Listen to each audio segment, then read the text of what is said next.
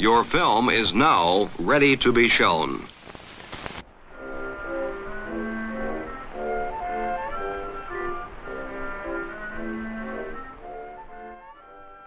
Good morning. I'm Justin Hendricks, editor of Tech Policy Press, a nonprofit media and community venture intended to provoke new ideas, debate, and discussion at the intersection of technology and democracy. Over the past several months, there have been a range of voices calling for the urgent regulation of artificial intelligence. Comparisons to the problems of nuclear proliferation abound, so perhaps it's no surprise that some want a new international body similar to the International Atomic Energy Agency. But when it comes to AI and global governance, there's already a lot in play, from ethics councils to various schemes for industry governance, activity on standards, various international agreements, and legislation that will have international impact, such as the EU's AI Act.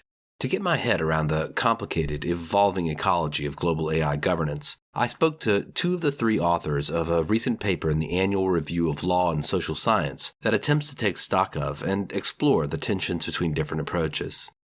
I'm Michael Veal. I'm an associate professor in the Faculty of Laws at University College London, where I work on the intersection of computer science, law, and policy. I'm Robert Gorva. I'm a postdoctoral researcher at the Berlin Social Science Center, which is a large publicly funded research institute in Germany. I'm going to talk to you today about this new paper you have out, AI and Global Governance Modalities, Rationalities, and Tensions. There's also a third author on this paper. Yeah, that's Kira Mattis. Kira is based at the Hong Kong University of Science and Technology, which is a chemist by training initially that's worked across a whole area of the intersection of complex, value-laden issues with science and public policy. So she's joined us in this as the science policy governance expert. Maybe the first place to start is really just where you start. What are we talking about when we talk about AI?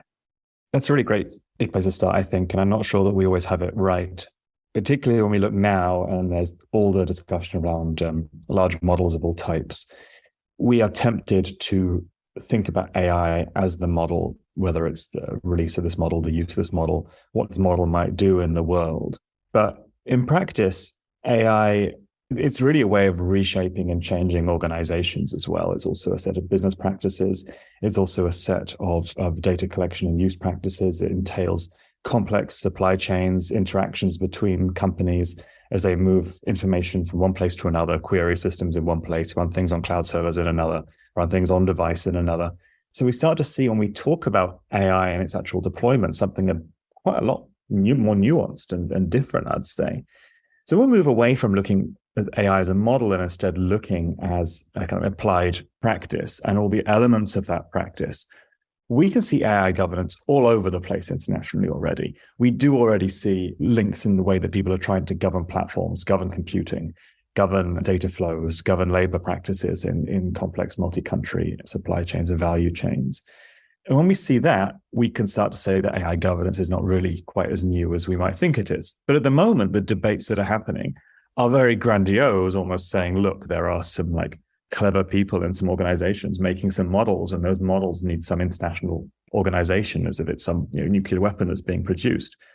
That might be one way of looking at it, but I think it's quite a limiting way. And if we only look at it through those lenses, we're going to see the world through the lens of a kind of singular model focus. And that's, I don't think it's going to capture very much in a way. It's going to capture a lot less than we think it might. There seems to be a kind of tension between thinking of AI as software or a kind of product of the software industry and sort of thinking about regulating it in that way, thinking about it as more akin to phenomenon like the internet. Is that an appropriate way to kind of think about it? Is that a sort of spectrum from sort of software to the internet and the different kinds of governance questions that would apply to either one of those? There's certainly close links between these technologies, particularly when we look at, I think, the ambitions of companies like OpenAI and also platforms like Azure or Google Cloud or so on, where their model really is intermediation, getting in the middle of things inside a network. What they would like to see is more and more of their models queried for more and more human purposes. These models being used to transform data between one form and another, these models being used to intermediate between the way that people, organizations, both do computation within their boundaries, but also to communicate and interact with each other. And every time you do those queries, you get some money from your query as a result. And it's the normal kind of cloud model, but writ large. So we can't disconnect AI from networks, because in practice, the way it's going to have an effect on the world is through being inserted into networks and being queried and used and developed and become part of these networks. And therefore, we're going to have to analyze these things very closely. And that's very different from looking at it as if it's a model, because that sort of draws attention to it almost as a good as itself. Like it's, you almost say, hey, there's a computer and it contains this model. Who should be looking after this model? Who should be looking at its limits, testing its safety, and so on? Well, really, the safety comes from the way in which these systems are used in practice and integrated in practice. I know there are researchers who are worried about AI escape or safety issues around a model from the vantage point of seeing it almost inside a server itself. But I think that seeing it as a practice inside that network, we see a huge array of other kinds of risks and reconfigurations that all need governance and close attention. And the complexity of them is pretty daunting.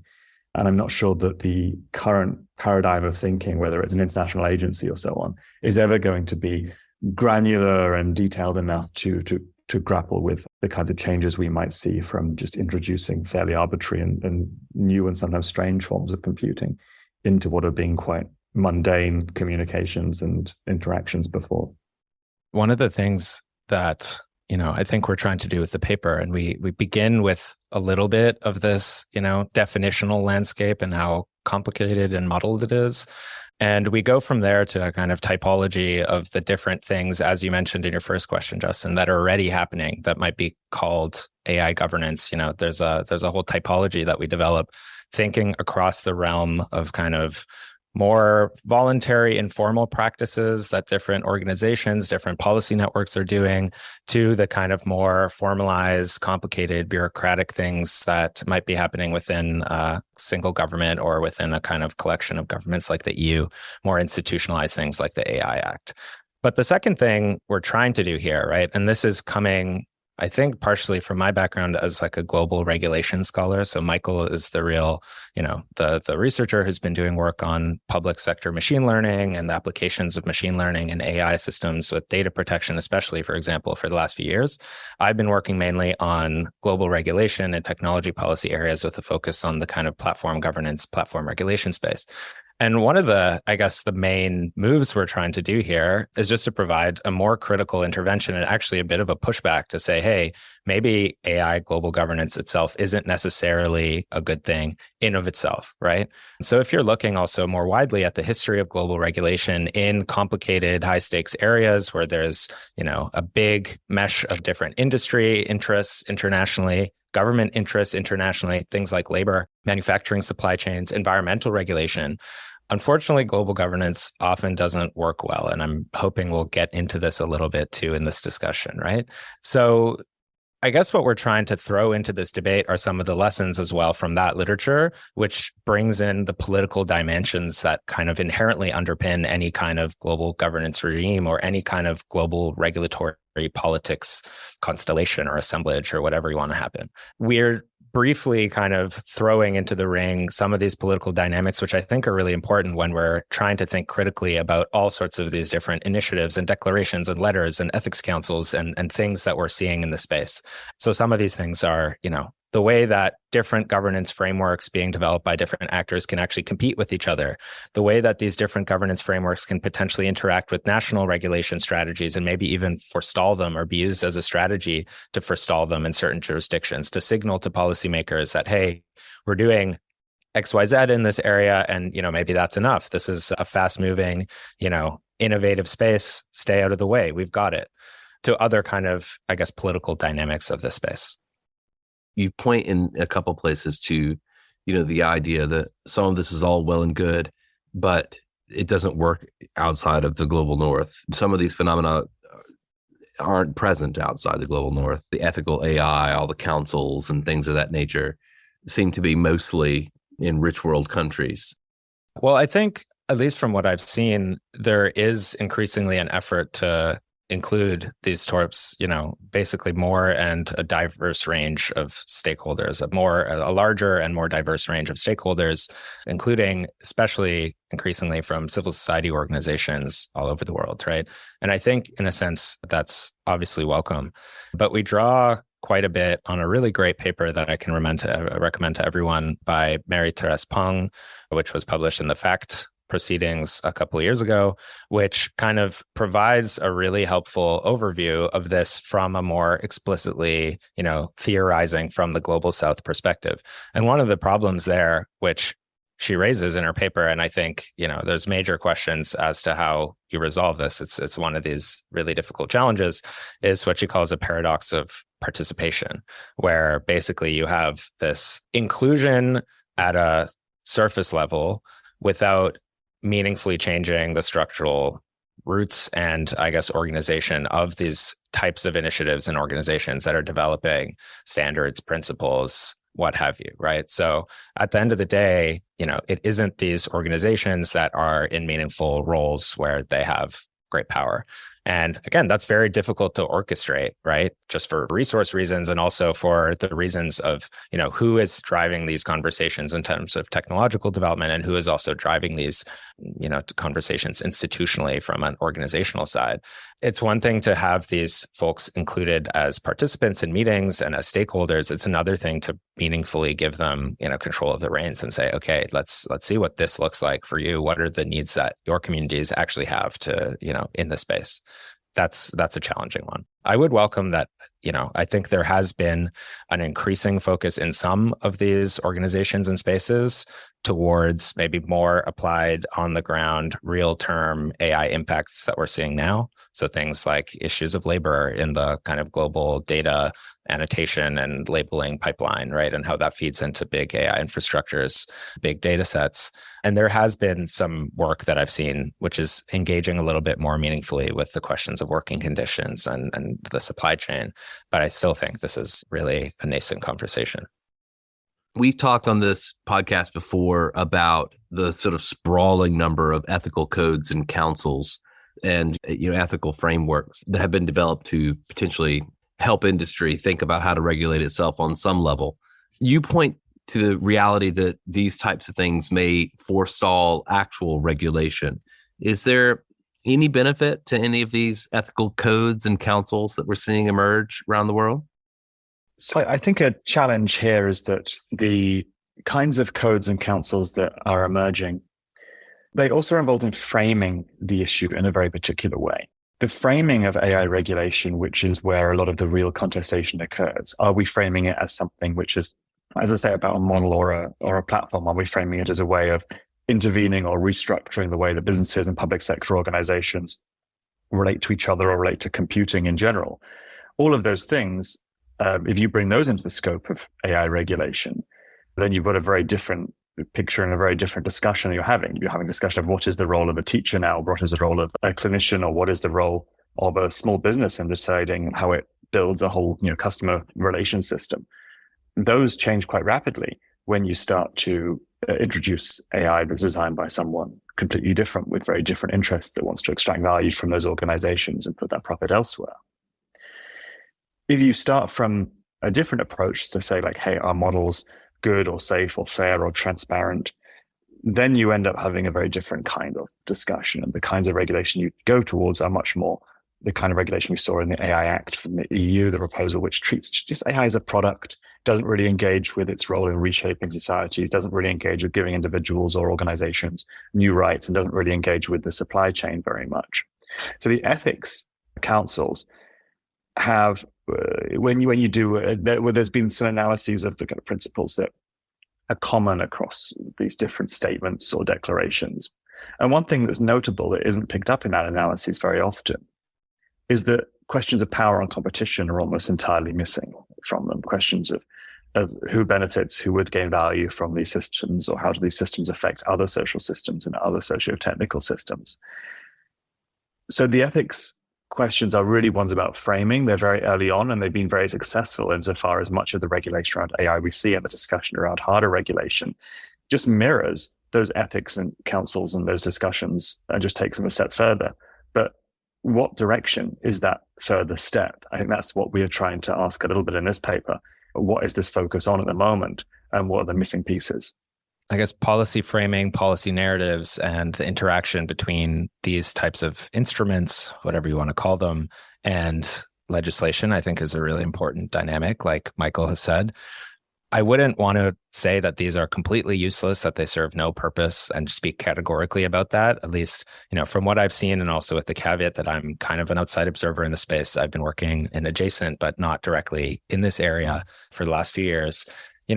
At least from what I've seen, it seems like these ethics councils, framing principles, this whole constellation of different things, they are getting a lot more nuanced in the type of language they're deploying, for example, right? For, a few years ago, you would have seen way more like automationist discourse, which just, automatically presumed that the key effect of AI systems on society writ large is going to be the, uncritical automation away of many thousands or millions of jobs, right? And if you look at the language that they're deploying now, it's much more sophisticated.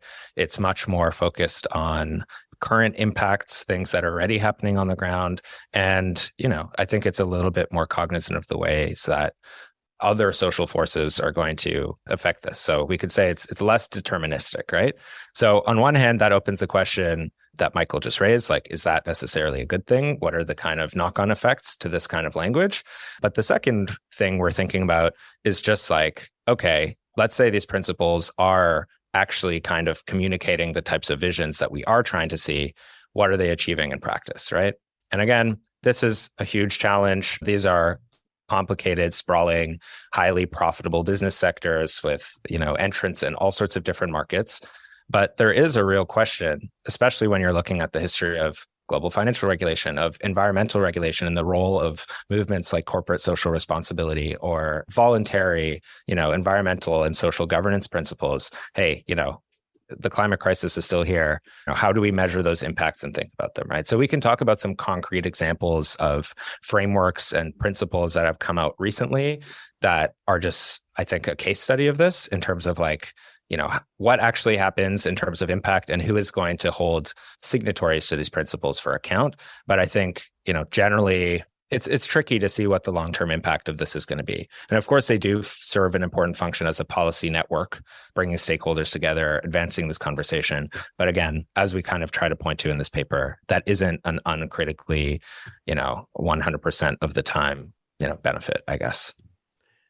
So the next area of potential international governance that you go into is, in fact, industry governance. I don't want to think of it as a step beyond ethical codes and councils, but I assume on some level it is the sort of governance within the industry itself. You say that in the future, global AI governance seems likely to become highly enmeshed with platform governance. Let's talk about this particular area. This is actually an area that Michael and I are slowly starting to develop in some collaboration together. So these are still some early thoughts and works in progress. I think one interesting thing that just, we haven't been able to ignore, and I think people observing the space are increasingly seeing, is that there are, I guess, more and more kind of choke points, if you will, in this kind of AI technology stack. And there's an enclosure of various AI resources, infrastructures within platformized ecosystems that are being operated as a service by different companies.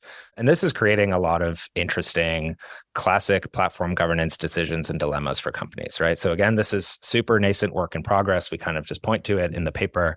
But, the emergence of things that you might call like model marketplaces, like Hugging Face, right? Where they offer third parties, researchers, industry, other interested people access to certain models that they can download and deploy and use as they see fit, has also kind of opened up them as a political actor that has to make decisions about what acceptable use is. And we kind of see the industry also looking backwards and saying, wait, maybe this is actually a content area and we need to have rules and standards around this. Again, early work, but from what we've seen so far, while there's tons of, I think, really well-intentioned stuff that's going on, it's also almost rewriting the history of trust and safety from the ground up without necessarily taking on all of those lessons proactively, right? So we're seeing, the CEO of some of these model marketplaces just basically going on Twitter and in an ad hoc basis, making basically trust and safety decisions about which kinds of models and services should be available on their platform and not, right? And the second kind of argument we're trying to embed there too is that this is getting buried.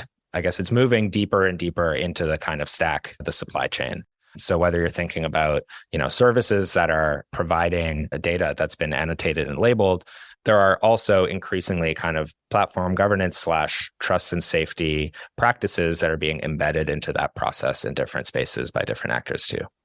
Let's talk a little bit about copyright and licensing. I've seen, in just some of the recent discussion about AI regulation, there's been a sort of almost enthusiasm for this idea that maybe you'll have to seek a license if you want to build a model above a certain size, or, perhaps if you want to apply a model at a certain level.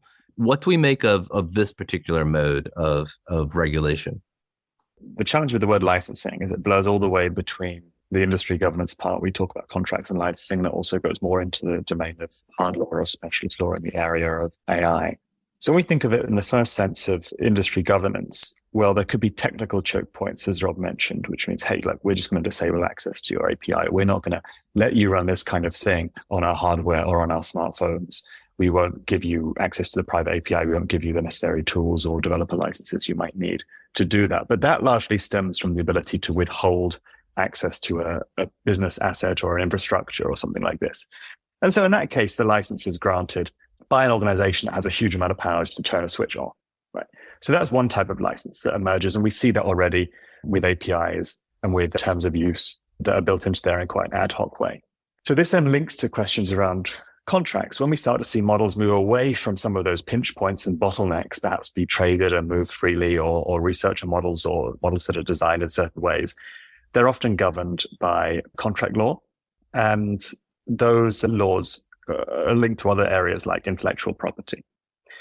So we might say, hey, we built this really big model. It's maybe it's not open source in the sense it's not really on a Creative Commons license or something similar, but it's available, right? This is like Meta's Llama model, for example. It is actually in practice available, but it is available subject to certain contractual restrictions. And you have to then think, well, what's that contract based on?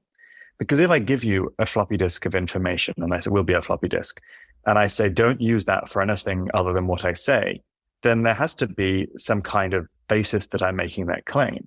That could be that we've signed a contract and says there'll be liability between us. If you do that, sign a contract directly, it might be because I still withhold intellectual property in the thing that's on that disk, and therefore I license it under certain conditions. And I say, well, you're misusing the property that I've given you. But when we've got models that are more open, as we're seeing the development of open source models, it becomes a lot trickier to work out how you both enable this openness and sharing and create an approach where this is actually policed. So we see that some licenses, like the responsible AI licenses, the Rail licenses, have emerged. And they say, hey, we claim copyright in this model, the weights of this model, or some other IP, but it's largely going to be copyright. And if you want to use this model, or make it available to other people or something like this, then we believe that you can only do so under certain conditions, such that you're not using it to discriminate against people, or you're not using it in border control or so on. And if you are, that's a breach of the license. But the problem with this kind of law is that only the rights holder or someone the rights holder delegates can actually enforce this. So it's not like, if the Linux Foundation, for example, had some large model and it said, we're going to put these behavioral restrictions on that say that ICE in the US can't use it at the border. Well, it will be up to the Linux Foundation to sue ICE. It's not like I or a third-party NGO or something can go and be the enforcer in this space. And it's not like criminal law or some public agency can go and do that. So we're seeing these like nice attempts to build a global governance system to try and deal with these dual-use technologies where they can be used in multiple ways. But the policing is going to be quite far behind, and is a bit magical thinking, really. And it has been in other areas. And then lastly, the kind of licensing that you alluded to, Justin, is the idea that you might have a state mandated license, say you cannot practice or do a certain activity or produce a certain thing or sell a certain thing or put it on the market without some kind of license or without what in the AI Act would be a conformity assessment. That's the kind of model we use for PPE, for example. You cannot produce or put on the market in the EU a face mask and claim it's a medical face mask or something without it going through exactly the same legal process that's proposed in the AI Act. In the AI Act, it's wholly self-regulatory, basically. It's just saying, fill in the forms. You don't need to get anyone even to look over the forms that you've done them correctly. You can then give yourself the stamp, and then it's there. If the regulator comes, you might have to demonstrate you've done that. But it's not a case that you are being awarded a license per se. But in some regimes, like in medical devices, there are some checks from some private bodies that sort of do those checks for a fee. And then for the more serious regimes like pharmaceuticals, you would see that you can't actually market something before a proactive approval from a public sector agency like the medical agency. Now, we haven't seen those things emerge in any shape in the AI world yet. There's been discussions, but that's not what the kind of AI Act looks like. So the idea of a license is a difficult one because it's so broad in the way that we can use that term, but we're definitely seeing it emerge in multiple areas and ways. I just wanted to hit with one last point on copyright, because I think this is really important, especially to the kind of ongoing conversations that are happening around generative models and LLMs and things. And I don't know, Michael might disagree with me on this, but my feeling is that the more salient kind of aspect of copyright related governance in the space isn't going to be through these highly institutionalized kind of practices like Michael has just talked about in terms of contracts and licensing, but it's going to be more on the input side in terms of, for example, the data pipeline that's feeding into these models. And if you look at the history, I think, and again, I'm not a copyright scholar, so this comes with a grain of salt, but my reading of the history of global copyright regulation as it pertains to the internet and platforms more broadly, drawing on, the work of people like Natasha Tusakov, who has a really great book called Choke Points. This is actually highly informal and it's highly political, and it's basically driven from kind of grassroots level contestation from powerful stakeholders that have copyright and other rights, right? So we're thinking about the Motion Picture Movie Association. We're thinking about big brands. We're thinking about, powerful copyrights holders, and they're basically going to shape what companies can do through lawsuits and through mobilizing lobbying and through all sorts of stakeholder pressure, right? And this has manifested itself in the intellectual property domain in a kind of informal global regime where all sorts of companies, Google, YouTube, all sorts of platforms operating different services are basically kind of complying with these systems behind the scenes. And in many cases, they've become more stringent than they have in other content areas, as we see with the development of the parallel system in the US for copyright under the DMCA rather than, Section 230, Communications Decency Act, and what have you. So speaking of processes that could empower well-resourced incumbents, you also put standards in that category. Let's talk a little bit about international standards very briefly. Yeah, so standards are an interesting one. The reason being that there's been a lot of movement in AI standards for quite a long time, people developing them, people putting them out through private sector standards bodies predominantly. And the standards world is one that is very familiar to people in internet governance, but also in the governance of complex products and engineered products and services. What is happening now in standards is that the kind of technical nature of AI is encouraging legislators to turn to standards bodies to solve things they don't want to do themselves, which we see particularly in the EU AI Act, where most of the rulemaking is actually just given in practice to private standards bodies. But at the same time, we know that AI is a technology that affects many, many different sectors and application areas. And those areas require domain expertise to understand what exactly could go right and wrong. So if you think about how the AI Act works here, it places regulation on high-risk systems to do some sort of self-regulatory certification. And those are things like supporting judges or checking critical infrastructure or marking essays or admitting or hiring and firing people for jobs, something like that. But standards bodies, particularly these kind of big essential standards bodies, are never designed to get that kind of deep sectoral expertise. Civil society organizations simply don't have access to the resources, the time, the expertise, or just the networks to make a difference in these standards bodies. And so we're seeing the treatment of a lot of things that are deeply about fundamental rights and big questions about which political direction we want the world to go being delegated passively to standards bodies who, can be very good at working out what shape your plug is, or could be very good at working out like best practices in pretty settled areas where we agree on what we're trying to achieve. that are not domains for contestation of who wins, who loses, and how the future of different sectors should really look.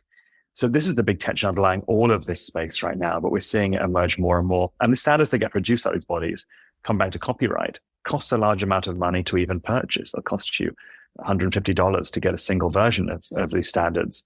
And the AI Act will presume to apply 10 different ones at once. So it's not exactly something that individuals can look at in order to work out whether enforcement action should be taken and be part of that policing and enforcement system, because these are private rules that are made by private bodies, but they're going to be very influential.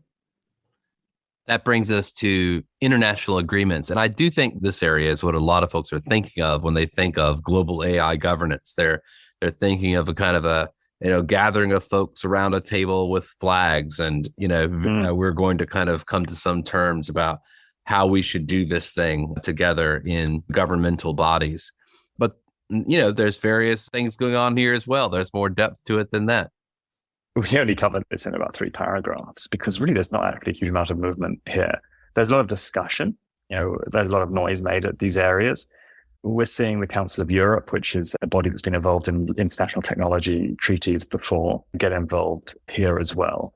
They've been particularly involved in the Budapest Convention on Cybercrime, which really was pushed after the love letter virus didn't reveal that many countries had no cybercrime rules. And the US is very big in involving itself in the Budapest Convention and getting a lot of signatories because it seemed to create a world of insecurity if countries didn't have any protection or prosecution against cybercrime. It's unclear what this process is going to pull out. It might give individuals some more rights, but there's a huge amount of push from the European Union now to align the broader international agreements with the Domestic AI Act, which had its kind of product safety, product focus. Whereas the Council of Europe, which is where the European Convention on Human Rights comes from, that is a much more rights-based organization, less market and economically oriented. So we're seeing a bit of a clash here between the human rights side, as typified by Council of Europe in theory, and the economic free market, free movement side, as typified by the European Union and its AI Act, which is actually in many ways heavily deregulatory and restricts member states from regulating AI at all. So these two things come together in a bit of an unusual clash. And I think we'll see that going forward, whether AI moves more into trade law, just as data in some countries try to move data law into trade law, or whether it goes to human rights law and human rights areas, and in what domains that happens. I think that's the main kind of contestation hinge that we're seeing right now. And that does lead us directly into your last area in the taxonomy, which is the idea that global AI governance may mean converging and extraterritorial domestic regulation. Are we already seeing this happen to some extent? I think Michael has been looking much more deeply at the AI Act, which I think, is kind of seems to be perceived as the kind of first mover in the space, the one that is the widest reaching. It's the most kind of complex and sophisticated in terms of what it's trying to do. And yeah, I just wanted to say that I think some of these themes have come up, but we're getting a kind of interesting space where this is something that happens in data protection law. This is something that happens in platform regulation and other areas too, where there's much going on behind the scenes in terms of policy discourses and this idea that X actor is intervening in Y market, and therefore, everyone else needs to do this. Everyone else needs to follow this approach. So maybe there is some kind of inherent pressure to harmonize in terms of this first mover advantage. I just don't think we've seen enough yet in terms of different legal frameworks being developed in different countries to actually really see to what extent that is the case. But I just wanted to bring out what Michael said, which is that, there's this perception that, okay, the EU is this highly regulatory entity and it's regulating AI, or it's regulating, digital markets, digital services really broadly, I guess, regulatory initiatives, maybe with the exception of the Digital Markets Act and the more kind of assertive competition powers it could theoretically give the Commission, are in many ways kind of acts of delegation, where yes, they're intervening into these markets, but they're also setting up these parallel structures where they're saying, okay, we're going to give more authority to new third parties, whether it be auditors, for example, under the DSA, Digital Services Act, or standards bodies under the AI Act. But yeah, I don't know, Michael, what you've been seeing in terms of what different jurisdictions are doing. There's been more conversation in the media lately, of course, about potential bills in the US and what that might look like. To what extent do you think those are I guess drawing from the EU approach, motivated by the EU approach, or what else interesting is going on here that we should talk about? I think the furthest one ahead around drawing on the EU approach, which I don't think is a great approach to be fair, is Brazil. Is probably the closest to this. But I guess in this section, we wanted to draw attention from the converging areas in, say, copyright law. We've had, since 2009 in Japan, a text and data mining exemption. And in the UK in 2014, and the EU had one that was a little bit weaker in 2019. And those were really designed to allow the training of AI systems on large sets of data, which people had access to, but may not have had rights to reproduce individually, but to analyze and to turn into some aggregate product or analysis without having to do that. And we're having to do some sort of fair use analysis as would be required in the US. It will be quite open-ended and will take a lot of litigation to work out. So there's been a long discussion around this, but it's been kind of emerging in different parts of the world. We've got many types of algorithmic rights and data protection law that have been converging across the world. It's not just the EU which has rights around that. It's many, many countries have rights around algorithmic decision-making in their data protection laws. And we find the same kind of slight emergence, which is very interesting, I think, in the Platform Work Directive proposal from the Commission about algorithmic auditing in the gig economy, basically, is a large part of algorithmic management, algorithmic reviews of decisions, and so on. So we're starting to see these kind of echoing parallels. But I also think the last thing about this would be how much countries are going to try and claim back some of that decision-making power, find the ability to drag AI providers and so on into courts, into subject to quite bespoke and custom jurisdiction. Whereas copyright has been a world of companies sort of agreeing to also be bound by these regimes, which are mirrored quite a lot across the world. So how much, just because Brazil or another jurisdiction might be trying to copy a law from another jurisdiction, does that really mean that Brazil would have the power to create their own rules in that sector, or can they only be rule takers? And if so, why are we allowing these companies to decide which rules from which jurisdictions are legitimate to follow and which aren't? I think that still needs to be hashed out, but that's not an AI governance question uniquely.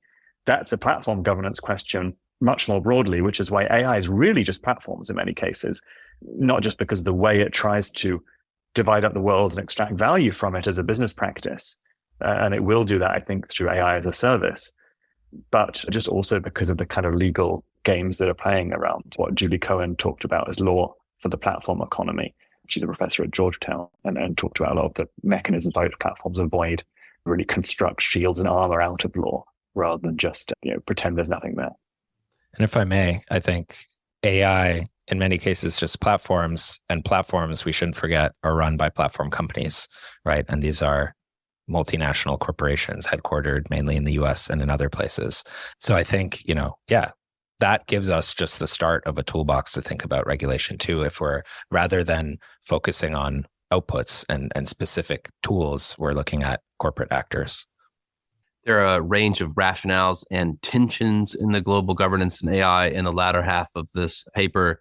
Perhaps what you've just described leads into your discussion of the governance of transboundary issues and transboundary effects of AI systems, which range from the labor to the environmental.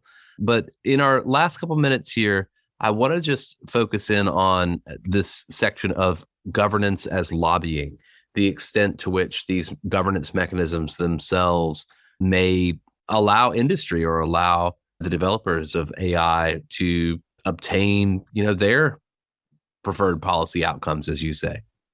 Yeah, so one example I think was just from this week. I heard that the Prime Minister of the UK, Rishi Sunak, is going to meet Sundar Pichai and that, to talk about, AI and how Google can work and look with the UK. Worth mentioning that Joe Biden was also in Silicon Valley, apparently meeting with heads of AI companies. Yeah. And this kind of signaling approach, as we talk about it in the paper, is a way of getting very close to policymakers and getting the ear of people very senior to also push a business agenda. It's not going to be the case that these companies are interested in inputting genuine boundaries and creating collective goods and engaging collective action. There may be a small amount of that, but ultimately by looking like you're a good cooperative player and a policy entrepreneur, and you're saying, hey, we should be involved in regulation, then you are there both to shape regulation in that area, but also to shape regulation in the neighboring areas, particularly thinking of AI as a service, platforms, maintaining those pinch points, those bottlenecks that allow organizations to durably extract value by using computational systems and computational infrastructures. That's, I think, what our focus needs to be. because these business models are not getting enough attention. In all the discussion of AI safety, we're treating it as some like external body or new actor that could do something to us. But in practice, these are multinational corporations that are doing something with this technology. And we're not thinking about the different visions for what they will do in the future with this technology. And we may be heading to a world where small businesses become even more vulnerable and at risk from large multinational platforms. They can only play to their tune. They can only engage in digitization if they agree to the terms of the particular AI systems and models and problem framing that comes from that big platform work. And that's a pretty anti-innovative future, I'd say, a future where it looks like everyone's got cool, neat digital tools, but they're all kind of the same digital tools that are methods of structuring companies so that a significant portion of whatever they earn flows upwards into the maintainers and developers of computational infrastructures, who in turn use that power to structure those companies more. And you can pretend there's innovation in that system, but it's of a very particular and limited kind, I think. So we have to think about that very political economy view on what's happening here and how those visions are achieved by making currently it look like you're being a responsible actor in governing AI and involves in all these global governance discussions. What are the visions that really could emerge from AI, and how are they being headed towards or away from? So one key thing that I think, exactly like you put it, Michael, this political economy of regulation approach takes you is to thinking a little bit more about material costs and benefits, right? And this is something regulation scholars love to do. If we say that something like a voluntary principle, a governance initiative, is regulation, that it can have a meaningful impact on business practices and decisions, policies, what have you. And of course it can, because companies are making voluntary commitments. They can change their global standards or their practices around how they handle process data in many, many ways. And that can be extremely impactful. And they can do that, of course, voluntarily without being forced to do so. You start thinking a little bit skeptically, maybe, or at least critically about some of these different initiatives, right? So what are the downfalls as an industry actor to agreeing to abide by, for example, some kind of responsible framework or signing on to some kind of ethical principle? Because where are the monitoring mechanisms, right? We're so much, I guess, I don't want to say behind, but where, these conversations in many ways are kind of in their early days of the 90s of the corporate social responsibility, where conversation around, like trust marks was developing. So, okay, you certify your labor supply chain in a certain way, and we can put this on your product, right? Some kind of seal that you can signal to consumers that you're responsible. And I think in many ways, a lot of the things we're seeing now with different declarations and different principles and frameworks are doing that same kind of thing. Interestingly, not necessarily public facing, right? But policymaker facing. So they're not stamping this on their products. ChatGPT isn't telling you, hey, we have a responsible data policy, and everyone who labeled data that went into this model is somehow being paid a living wage or whatever. It's more policymaker facing. And I think the difference here, and maybe this is just part of the landscape because these are opaque kind of computational infrastructures that are hard to audit, is that, monitoring is really difficult. So if you don't comply with the principle that some organization has made, the Partnership on AI, for example, one of their frameworks, are they going to kick you out? Are you going to get publicly sanctioned? Again, if we look at what actually is happening, I worry that isn't happening. And I don't want to pick on specific organizations. I'm an observer here, but just to give it a concrete example, I was really interested to read about what I think is a really interesting framework for synthetic media that the Partnership on AI has developed. I think you had a podcast with some of the folks that worked on that recently, Justin. And there was an announcement that Microsoft has signed on to this. And they're said that, they said, quote, Microsoft endorses the framework for responsible practices of the use of generative AI, arguably directly after doing an incredibly irresponsible product launch with, basically integrating ChatGPT into everything in the Microsoft stack, right? Trying to make Bing relevant again, basically bringing back like a Clippy from hell. And next thing you know, Microsoft Word is going to have ChatGPT into it. And again, this is just it makes sense as a business strategy. They've done a great licensing deal. They got beat in search. Now they're entering this new market in terms of, conversational search. But again, they can both signal to policymakers that they're parts of this kind of framework while also basically doing business as usual. So I worry, and I think we worry a little bit in this paper that, this is putting firms in a kind of have their cake and eat it too situation. One word that doesn't appear in this paper is China. And it appears to me that, China, of course, is pursuing a very different approach to the way it thinks about AI and its relationship to the state. How do you see China factoring in discussions of international governance of AI? I mean, it's certainly very important, but I think it's not. I think if you take away the view of being really concerned about like which models are the most powerful, then the global governance of AI in China looks very much like the global governance of its data flows, its platform companies, its infrastructure and hardware value chains, which I think is all important. It's only a certain number of words we can cover in this paper, but I think it really emphasizes how much we need to think about the global governance of just complex computing and computational infrastructures more than we have to think about the global governance of AI, because AI in a way is a distraction. We can't miss that actually in order to make AI systems like useful or even dangerous, there has to be an underlying set of computational infrastructures which can be used and reused and turned in different ways. Even if you want to take some kind of existential risk point of view, that doesn't just come in a vacuum. It comes from the fact that a lot of the things around us become programmable and alterable from a central vantage point. And if we take that point of view, then we will ask, well, who is controlling the supply chains that lead to this infrastructure? Who has governance over it? Who has the ability to alter it and change it and reprogram it around us? And that is important from the point of view of Chinese-made hardware, software, and the kind of bugs and control, just as it is for America found 0 days, America's control of the hardware system, chip design, and so on, and the kinds of integrations between the National Security Agency and similar organizations and those supply chains and structures. So, we can certainly look deeper, but I think the deeper you get and the more geopolitical you get into questions that aren't really about AI anymore, or at least are not even best framed that way. And if we do frame it that way, it's a total distraction. The digital sovereignty debate is interesting in there, but the AI debate at the moment, I think, would be distracting in that world. Fair enough. Well, Michael, Robert, I appreciate that the last sentence of this paper is a question: who really benefits? Thank you for focusing our minds on that. And I appreciate you joining me today. Thanks. Thanks.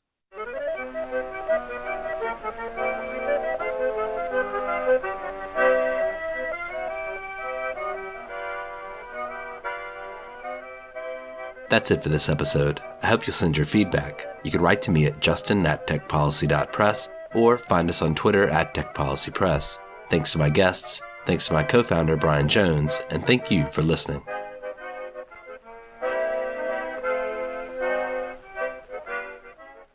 Tech Policy Press.